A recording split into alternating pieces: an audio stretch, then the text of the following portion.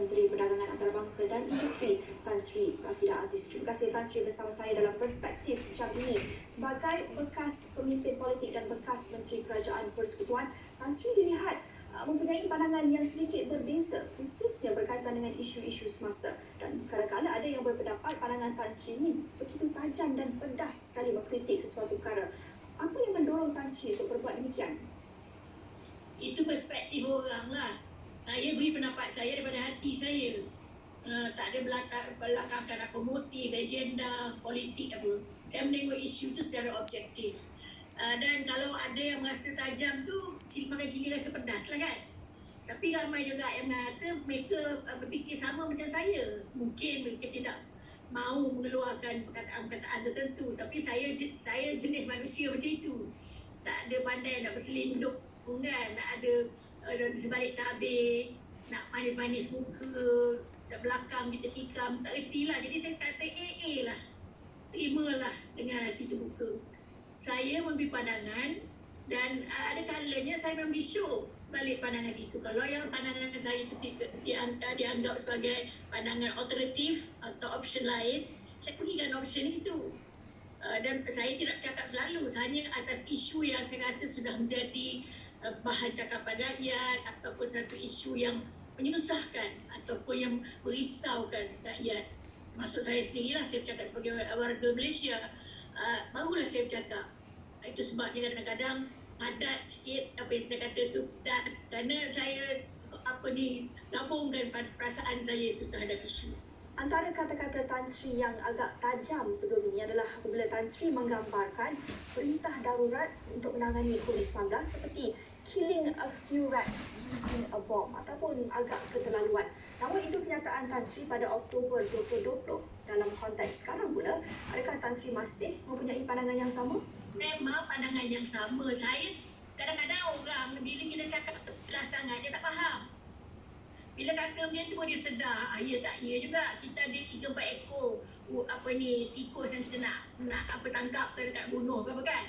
Tak payahlah mau gunakan satu bom sampai rumah hancur. Strategi yang betul. Gunakan strategi supaya yang nak ditangkap tu iaitu tikus-tikus tu yang dapat dibuat. Jadi yang lain tak tersentuh. Jadi macam darurat.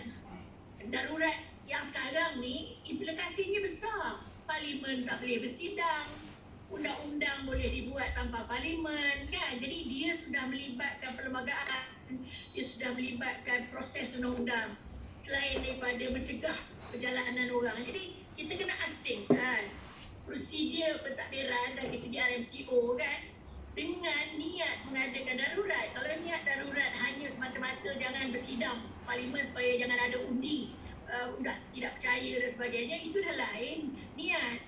Bagi saya betulkan niat tu. Jadi bagi saya dalam manusia di Malaysia ni tidak perlu kami lihat sebagai darurat jalan keluar. Kita boleh ada proses pentadbiran yang boleh dibuat kuasa untuk menahan, mengawal perjalanan, menutup sempadan dan untuk mengasingkan rakyat-rakyat kita supaya tidak mengebak COVID. Itu yang sebenarnya katakan darurat di COVID. Jadi nak menangani COVID jangan darurat negara. Kita ada darurat sekarang ni ialah darurat dari segi orang luar memandang, kita sendiri pandang apa benda je darurat ni. Rupanya tak ada parlimen, apa semua politik tak boleh buat lah yang dari proses politik tu kan. Dah lain lah, dah lari daripada landasan. Jadi kena balik-balik lah kepada asas niat kita iaitu nak menangani COVID.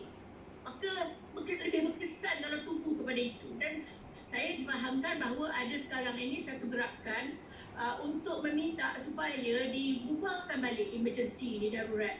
Saya menyokong sangat lah kerana saya balik lebih mahu kita fokus.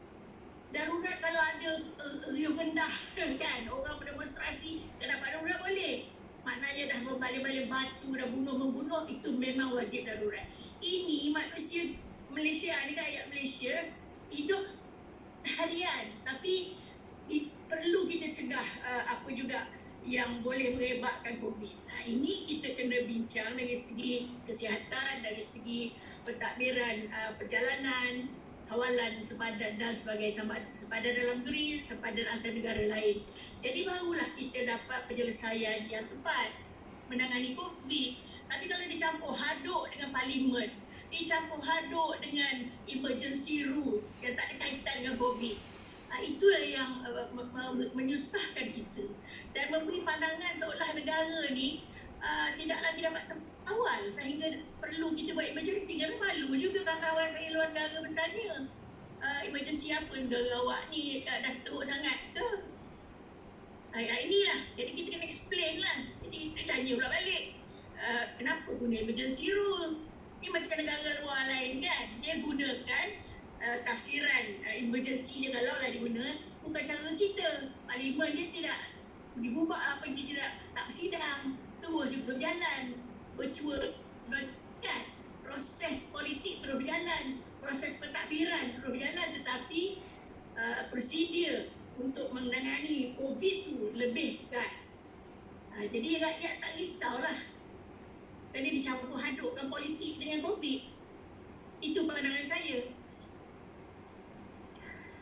Nampaknya bagi Tan Sri, implikasi terbesar darurat ini adalah apabila Parlimen tidak bersidang dengan vaksin bakal tiba Ahad ini dan ahli Parlimen juga antara golongan pertama terima vaksin. Secepat mana Parlimen harus kembali bersidang dan bagaimana Tan Sri mentafsirkan posisi kerajaan yang tidak mahu bersidang dan apa yang dicerminkan kepada rakyat? Itulah saya kata, kalau emergency darurat digunakan semata-mata untuk mengelak Parlimen bersidang, itu motif politik. Di sini kita harus membincangkan langkah-langkah menangani COVID yang tidak ada kaitan dengan darurat. Itu yang maksud saya bila saya membuat tekanan dalam komen-komen saya. Jadi bagi hari ini saya tak kisahlah siapa nak di-inject dulu, nak di-vaccinate dulu. Yang mustahaknya ialah jangan pula kali ini kita kata, oh kita belum dapat lagi vaccinate, MP boleh dapat vaccinate ni, tak boleh bersidang. Katakanlah, ya? Tak boleh lah pula gunakan lewat vaccinate. Negara lain pun dah dulu pada kita sibuk bercakap aja tahap emergency vaccination belum datang ni. Negara Indonesia dah boleh vaccinate dah. Banyak negara dah second round di kawasan daerah kita ni. Kita ni asyik, saya kata kita dah lari daripada menangani COVID semata-mata kepada yang lain. Politik dengan COVID tidak akan bercampur. Tak boleh campur COVID dengan politik. Jadi kalau kita tak kenalkan ini fokus ni, masalahnya berterusan. Tan Sri, bercakap tentang strategi menangani pandemik ini, dah hampir setahun kerajaan menguatkuasakan PKP sejak 18 Mac tahun lepas. Dan kalau kita nak imbas semula, apa yang harus menjadi pengajaran utama bagi pembuat keputusan selepas hampir setahun strategi ini digunakan? Kita ni selalu nak pengajaran, dah berlalu dulu, dah berlaku dulu apa yang tak berkenan, baru nak belajar. Tak ada, sepatutnya selari dengan apa yang berlaku dalam setahun ni, kerajaan bersama dengan segala stakeholder di Malaysia ni, iaitu pihak swasta, pihak NGO, ya, bersama-sama sepatutnya dari bulan kedua lagi dulu, lepas bulan MCO tu, berbincang secara virtual dan untuk mengadakan secara berkala impact assessment study, iaitu kajian kesan impact ni.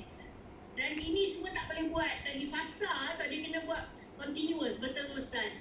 Saya lihat selagi paralel kajian apakah kesan kesihatan. Ini kita tahulah, ini semua pakar-pakar kesihatan ada, Kementerian Kesihatan semua, mereka kerja dia ialah menengok trend infection macam-macam lah kan, termasuk vaccination. Jadi mereka tumpukan pada situ, bagi nasihat kepada kerajaan. Kemudian satu lagi selari kelompok yang diatur, yang mempunyai wakil kerajaan, wakil bisnes, kerana ini impact ekonomi. Ketiga ialah impact sosioekonomi. Dan bagi saya, semua ni kena jalan selari. Jangan tunggu setahun baru nak kaji. Kita belajar lepas seminggu je dah patut belajar dah. Tak apalah, ini semua baru pada dunia. Patutnya 2 bulan lepas tu dah MCO, semua menteri, semua pejabat kerajaan mesti ada meeting hari-hari virtual. Kerana nak mengadakan impact assessment study ni, impact assessment analysis, bukan study buat buku, bukan study buat publication, study untuk memberi cadangan bagaimana menangani isu yang telah timbul daripada kajian. Contohnya, kita tahu impact kepada kesihatan. Kementerian Kesihatan harus tahulah apa nak dibuat kan. Distrik dia banyak kan, bukan Kementerian Kuala Lumpur. Dia kedai kalau kansa tu ada, di kampung ada klinik bidan semua kan. Bagaimana kita turunkan nasihat-nasihat ke bawah supaya rakyat atau umbi tahu bagaimana nak menangani di pihak mereka COVID. Okay, satu ya. Kedua, impact assessment di kalangan bidang ekonomi. Dan ini yang besarnya ialah dari segi perniagaan kerana ia melibatkan guna tenaga, employment. Ya, dia melihatkan bisnes-bisnes kecil dan sederhana dan juga bisnes besar. Jangan kata yang kecil dia yang merana, yang besar. Misalnya syarikat penerbangan, hotel, industri tourism. Semuanya malam hotel dah tutup berapa dah? Ya, bisnes dah tutup berapa? Bahkan bisnes yang lari pada Malaysia pergi ke negara lain dah ada pergi Indonesia. Hari ini saya baru dapat news Toyo di Perak, barangan getah dah tutup. Jadi siapa yang melihat ni semua kesan impact COVID ni ke atas bisnes, sama ada swasta Malaysia atau swasta luar negara? Investment domestik ada, luar negara ada kan? Maka bila kita tengok mula start satu trend orang lari ke orang tutup ke, masa itu kita rancang. Bukan sekarang ni, bukan setahun lepas ni, hari itulah patutnya sudah merancang bagaimana nak bantu orang ni. Jadi supaya package rangsangan tu dapat disasarkan, ditargetkan kepada orang yang dapat ni, dapat kesan-kesan negatif. Tapi yang lebih merunsingkan saya ialah kesan sosio. Kerana sekolah tutup, daripada sekolah rendah, primary, kindergarten semua tutup ya. Siapakah agaknya yang menengok bagaimana bukan sahaja nak ubah suai cara memberi pendidikan secara new normal baru, tapi apa yang sudah dibuat untuk membolehkan anak-anak kita terus bersekolah? Adakah sekolah dalam cara fizikal disiapkan dengan semua perlindungan untuk anak-anak daripada COVID menular? Sudahkah disiapkan guru-guru dengan mindset ataupun dengan daya fikir untuk menggunakan sekolah ini dengan cara baru? Kalau dulu 35 satu kelas, tak boleh lagi dah kerana dia duduk dekat-dekat kan. Bagaimana guru besar atau jabatan pendidikan nak memecahkan kelas-kelas ini menjadi lebih kecil supaya lebih efektif bila ada physical education, maknanya tentang guru dengan murid dalam kelas. Ini nampak kecil tapi besar. Kalau sekolah 35 student, masih 35 jarak dekat-dekat, itu merebaklah kan. Jadi siapa yang memikirkan ini?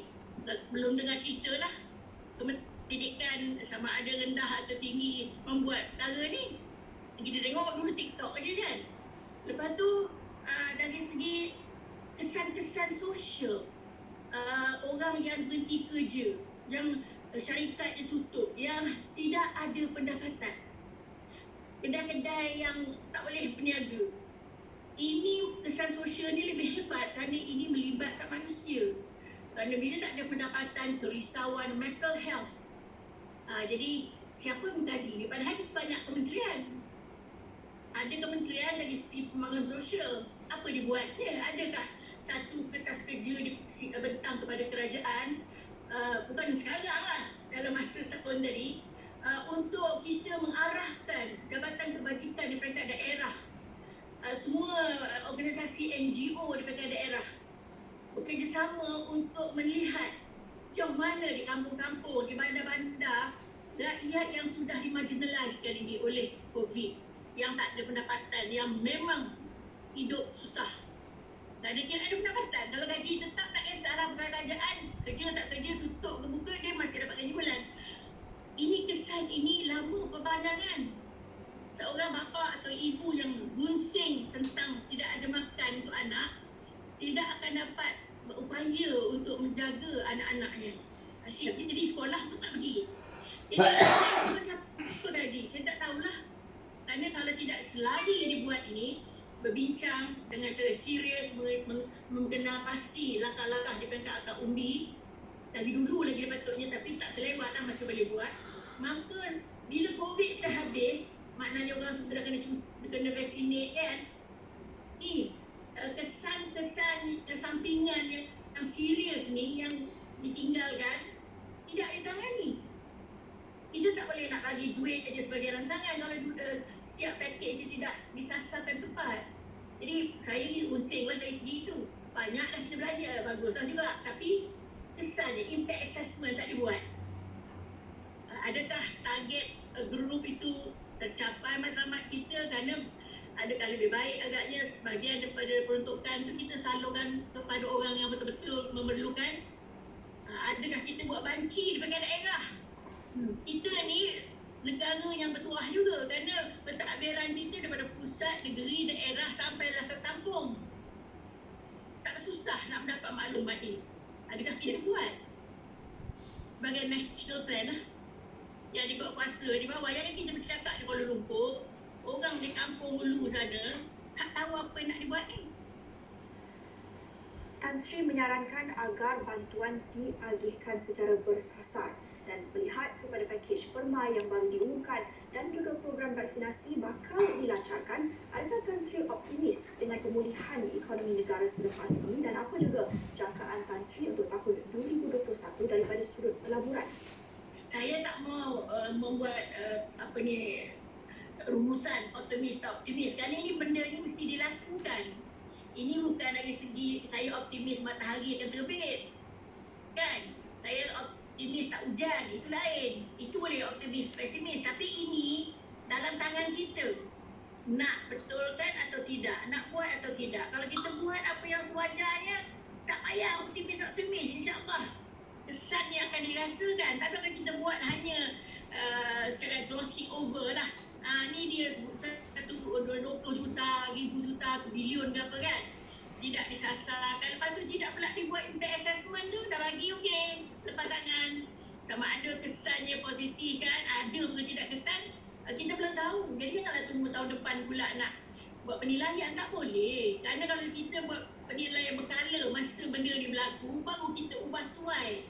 Mungkin ini tak betul cara ni, kita betulkan. Ini pengalaman, jangan tunggu selesai pun nak buat. Ini pengalaman cara berkala ni yang penting, kerana COVID ni dia bukan stop satu tarikh.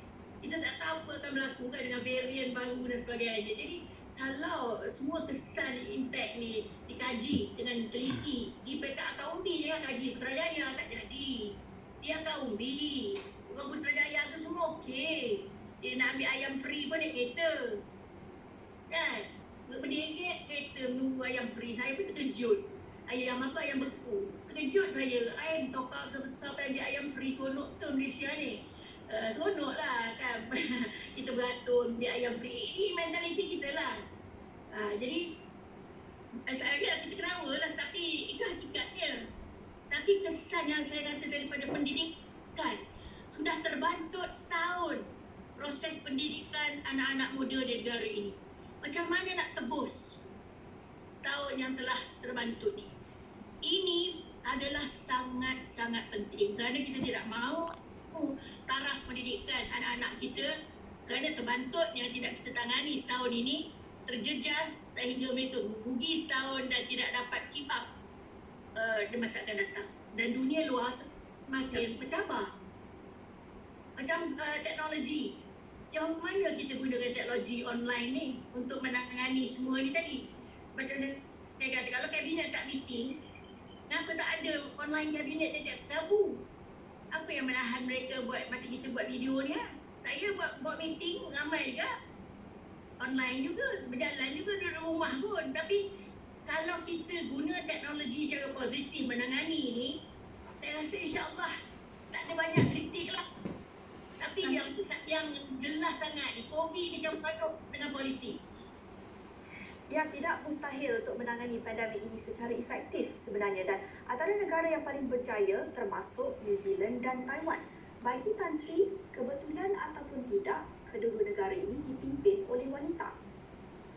Saya tak mahu masukkanlah jantina dalam hal ini. Kita negara ni bila tengok orang perempuan tu baik, kita kita fokus ke jantina dia. Jangan. Pemimpin dia tu orang yang berfikir, orang yang logikal, kebetulan dia wanita. Ya, ada juga wanita yang minta maaf lah ya, pemimpin wanita yang lain kerja dia kan, orang tengah sibuk menangani, dia tangan benda lain.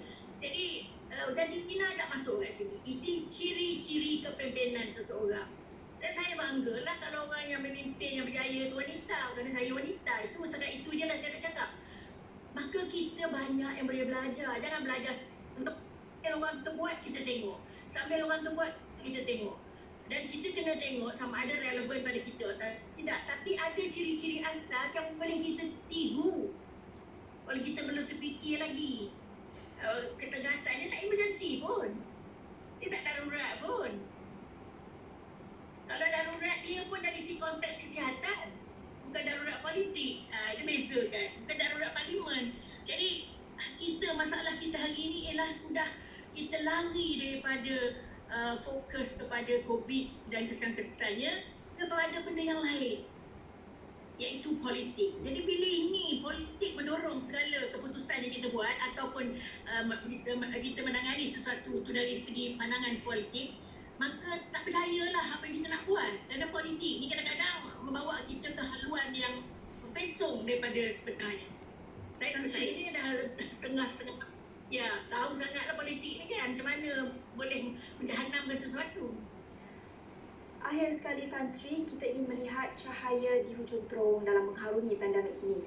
Adakah strategi menangani krisis ini dapat bertambah baik jika ada perubahan pada barisan kepimpinan, contohnya jika pilihan raya diadakan dan mandat dikembalikan kepada rakyat, ataupun sebenarnya isu-isu struktural sentiasa akan membelenggu negara jika ada pun pilihan raya, tidak kira siapa menjadi pemimpin, masih akan ada isu-isu ini?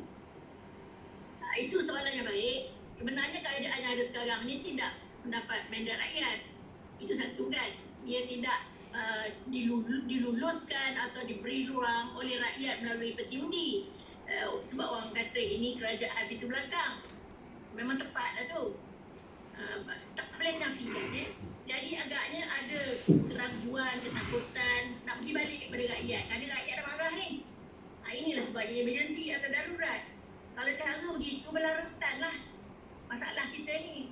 Berananya rakyat yang macam saya kata tadi yang terkesan secara negatif akan berterusan lah. Maka sudah sampai masanya orang-orang yang memimpin negara, saya tak mau kata pepimpinan, orang kata pemimpin tu dia ada leadership quality. Ni orang yang memimpin negara, yang duduk atas kursi. Siapa jugalah, tak kisah. Kalau tak ada kepimpinan, jangan panggil dia pemimpin. Jadi sekarang ni orang yang duduk atas kursi kepimpinan, ya, sama ada dia ada sifat kepimpinan tu, terpulanglah. Orang-orang macam ini kena fikir secara serius. Dulu kan rakyat dan negara. Mungkin diri baru dikorban. Inilah perkhidmatan kita pada negara. Inilah kita punya tugas. Nak tahu bila berhentinya kepentingan diri diberi perhatian dengan kepentingan ramai, iaitu kepentingan negara dan rakyat. Kalau kita wajar mendapat mandat rakyat balik supaya kita punya kuasa tu ialah kuasa mutlak, harus kita buat. Tapi jangan sekali-kali terus bergantung kepada tali kuasa tu, apa juga cara.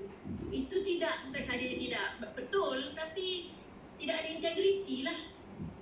Dan apa juga dasar dan rancangan itu akan selalu dikelam-kabutkan oleh penilaian politik dan motif politik. Itu manusia kan. Kalau dia tak mau lagi, dia tak mau lepas satu, dia buat apa jugalah. Jadi kita tak maulah sampai macam itu. Yang masalahnya negara dan rakyat. Kita individu satu hari akan pergi. Jangan kata pencen, jangan kata bersara tau. Pergi terus pencen selama-lamanya. Fikir macam itu. Kalau kita akan satu hari pergi, negara ni kita tinggalkan. Tinggalkanlah negara ini dengan sebaik mungkin keadaan. Saya minta semua orang politik. Politik untuk pembangunan, politik untuk negara, politik untuk rakyat. Kita hanya sebagai peralatkan untuk menjalankan tugas sebagai vehikel, sebagai jentera mempromosikan pembangunan, menangani masalah COVID dan sebagainya. Bukan kita duduk dalam politik ni untuk diri kita. Kalau kita kata kita nak hidup sampai umur 300 tahun, ikutlah. Tapi hakikatnya ialah sampai satu masa upaya kita pada tak ada. Dan kita akan pergi. Tapi tolonglah bila kita pergi, biarlah kita tinggalkan negara yang stable, aman dan yang balik-balik kepada satu jalan untuk balik kepada masa gemilang kita dulu. Kita ni sudah menurun kepada tahap yang saya rusik. Tahap di mana orang tidak lagi menengok kita sebagai contoh baik. Orang sebagai contoh yang tak baik. Apa yang tak elok dibuat, Malaysia lah kata dia. Malu kita. Malu sangat. Kerana kita dah biasa dengan orang memandang ke atas terhadap kita. Tiger, Asian tiger, ingat tak? Harimau Asia. Gambaran Malaysia ni, image Malaysia dah tercemar. Kerana politik nampaknya mendorong hampir semua yang dilakukan. Tak bolehlah. Berhenti dah lah. Kita fikir mendalam tentang kepentingan rakyat dan negara. Jadi, tak perlunya kita jadi ahli parti politik tau nak bercerita hal ini. Saya tak ada ahli politik mana-mana parti, tapi saya rakyat Malaysia. Dan saya merasakan apa yang rakyat rasa dari segi kerisauan dan sebagainya. Dan saya rasa semua daripada kita mesti ada pandangan terhadap bagaimana nak membantu memulihkan balik bukan saja COVID ni, tetapi memulihkan balik semangat negara. Semangat negara Malaysia ni nampak gaya saya telah terhakis. Hilang kepercayaan oleh pelabur satu cerita. Tapi semangat untuk terus berniaga, semangat untuk terus buat apa yang kita buat dan nampak menurun. Dan macam kadang-kadang yang putus harapan pada ini saya kata tadi impact assessment study tu. Kalau ada rakyat Malaysia yang macam itu, kena kita tangani. Ya, Tan Sri, bukan mudah untuk mengimbangi kesihatan awam, kelangsungan ekonomi dan juga prinsip-prinsip demokrasi. Terima kasih kepada Tan Sri Rafidah Aziz, bekas Menteri Perdagangan Antarabangsa dan Industri. Sedikit sebanyak